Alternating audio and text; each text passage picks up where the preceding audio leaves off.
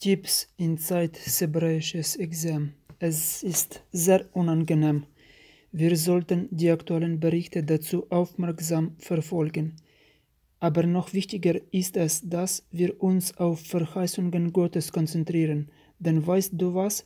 Das hebräische Examen ist nicht das Einzige, was schlimm ist. Ich möchte dir heute zwei ebenfalls ansteckende Dinge zeigen, über die wir in der Bibel lesen. Angst und Glaube.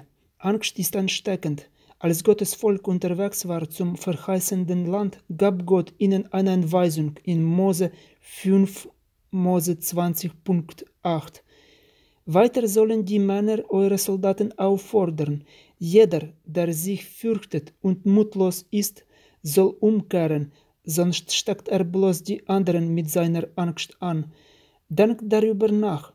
Du ziehst in den Krieg und Gott sagt, wenn jemand Angst hat, lass dich nach Hause gehen, sonst wird sein ängstliches Herz den Rest der Truppe ansteckend und es wird ein Desaster.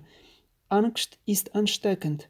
Ich erinnere mich, als unsere Kinder klein waren, 2 und 3 Jahre alt, wenn eines von ihnen anfing zu weinen, taten wir unseres Bestes, damit dieses Kind aufhörte zu weinen. Denn wir uns nicht sofort darum kümmerten, fing das zweite Kind auch zu weinen und dann begann der dritte Kind zu weinen und Kind 2 und 3 wussten nicht einmal, warum sie weinen. Plötzlich weinten alle 3 Babys, weil es irgendwie ansteckend war. Genauso ist es mit Angst. Gott weiß, wenn du deine Aufmerksamkeit auf die Ängstlichen richtest und auf ihre ängstlichen Wörter hörst, wird ihre Angst auf dich abfärben. Weißt du was?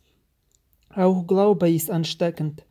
In 2. Timotheus 1.5 sagt er, ich weiß, dass du dem Herrn aufrichtig vertraust, denn du hast den Glauben deiner Mutter Eunike und deiner Großmutter Lois, Eunike, Timotheus. Der Glaube wurde weitergegeben. Er war ansteckend. Wenn man Menschen mit Glauben trifft, springt das auf einen über. Es ist wie eine Art von Ermutigung, die auch dich ergreift. Lies mal die Geschichte in Kapitel 27 der Apostelgeschichte. Paulus ist auf einem Schiff auf dem Weg nach Rom. Es sind 276 Menschen an Bord des Schiffes. Sie gerieten in einen schrecklichen Sturm. Es heißt, sie hätten die Sonne, die Sterne und den Mond für viele Tage nicht gesehen. Und es heißt, sie hatten Hoffnung auf Rettung aufgegeben. Sie sagten, okay, wir treiben auf diesem Stück Holz in Sturm. Wir werden untergehen, wir werden sterben. Aber Paul stand mitten unter ihnen und sagte, ihr hättet auf mich hören sollen, dann wären uns diese Gefahren erspart geblieben. Aber hey, ein Engel stand letzte Nacht neben mir von Gott, dem ich gehöre und dem ich diene, und er hat mich versprochen, dass wir nicht umkommen werden. Und Paulus ermutigte sie zu essen, weil sie lange nichts zu sich genommen hatten.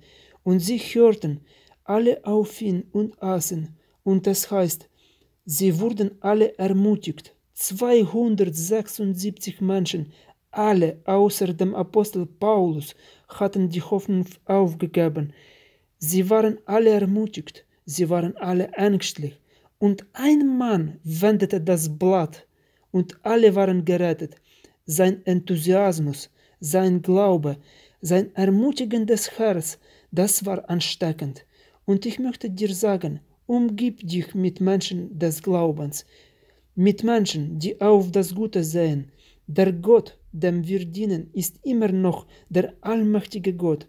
Er kann den Himmel mit seiner ausgespannten Hand vermessen und nichts kann ihn überraschen. Setze dein Vertrauen auf ihn und ich möchte dir sagen, sei ermutigt. Er ist für uns. Er hat eine Zukunft und eine Hoffnung für uns. Es ist wichtig, darauf zu achten, mit welchen Menschen wir uns umgeben. Die Bibel sagt, wer sich mit den Weisen trifft, wird weise.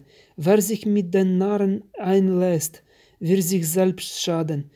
Und sie sagt, halte dich von einem zornigen Mensch fern und meide der Jähzornigen, damit du nicht wirst wie sie und dein Leben aufs Spiel setzt.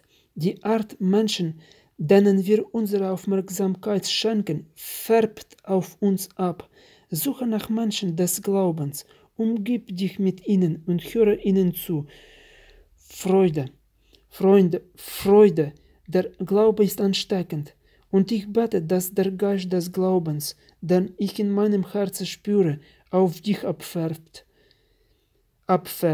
Und ich habe ein großes Vertrauen in Gott, dass sich alles zum Guten wenden wird. Gott segne dich.